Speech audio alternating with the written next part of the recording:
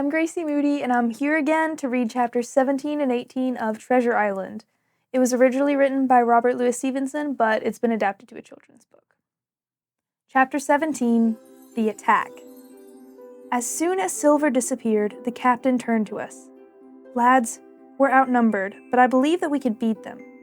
Doctor, you take the door. Hunter, you take the east side. Joyce, you stand by the west. Mr. Trelawney, you and Gray take the north side. Hawkins, we'll stand by to load and give a hand. And so, we stood there, each at his post, nervous but excited. Suddenly, a cloud of pirates leaped from the woods and ran straight to the stockade. A rifle ball sang through the doorway and blew the doctor's musket to bits. Squire and Gray fired again and again. 2 pirates fell, but a third fled into the woods. 4 pirates had gotten inside our fence, while 7 or 8 men were firing from the woods. The 4 inside the fence ran straight for the building. In a moment, they were upon us. One of them grabbed Hunter's musket out of his hands and hit him with it, knocking him out cold. Another pirate appeared in the doorway and held his cutlass on the doctor. The stockade was full of smoke. "Out, lads! Fight 'em in the open! Have your cutlasses at the ready!" cried the captain. I grabbed my cutlass and dashed out of the door. Right in front of me, the doctor was chasing a pirate down the hill. "Round the house, lads!" cried the captain. The next moment, I was face to face with a pirate named Anderson. His cutlass flashed in the sunlight as he raised it over his head. I dodged beneath it and rolled headlong down a sandy slope. Gray came up behind Anderson and cut him down. I could see another pirate coming over the fence with his dagger between his teeth. Then, just as suddenly as it had begun, the fighting was over, and we had won. Of the 4 who had scaled the fence, 3 were dead and 1 remained missing. But he had dropped his cutlass during the fight and had run off. As we looked around, we noticed sadly that Joyce was dead. Hunter was lying on the ground near him, stunned and wounded. The squire called out to us, "The captain is injured!"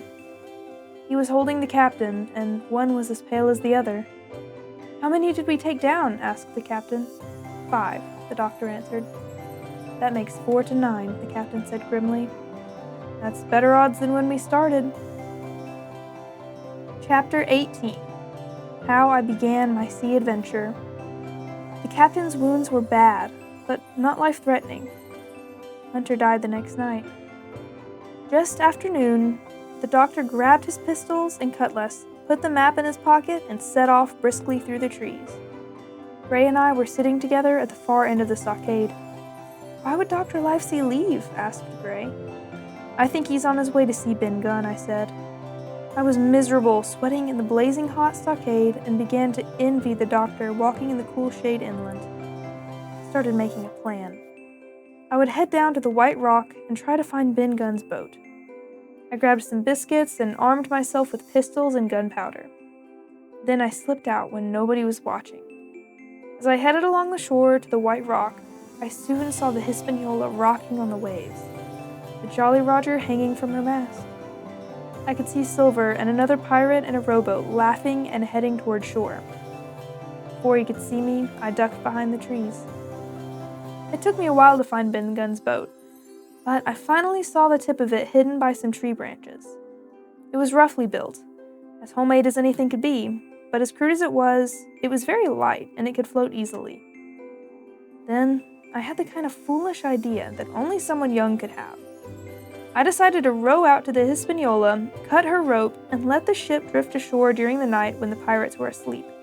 The pirates, being so sloppy and careless, would not be able to take it back out to sea. I waited in the bushes until nightfall, carried the boat, and set it out on the water. Then I began silently rowing out to the Hispaniola. Ben's tiny boat turned in every direction, but the one I was trying to go. Luckily, the current was in my favor. The Hispaniola loomed before me like a blot of something blacker than darkness. Soon I was alongside of her.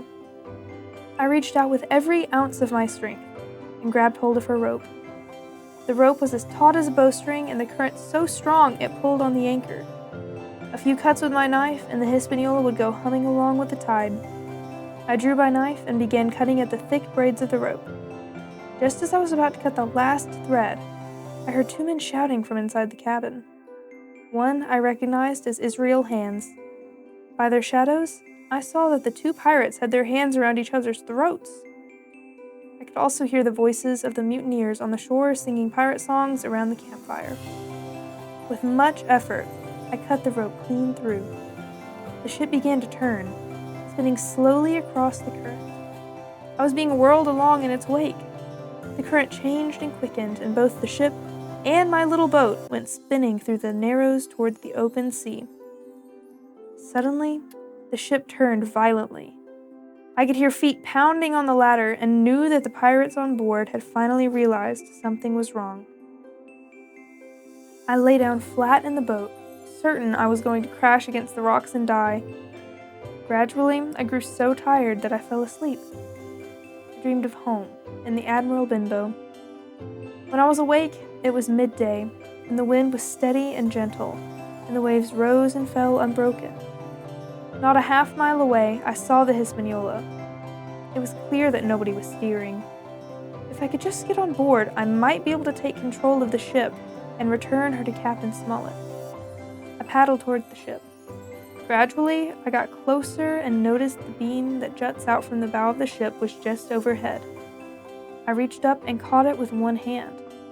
As I hung there in midair panting, I realized that the ship had run over my boat, crushing it.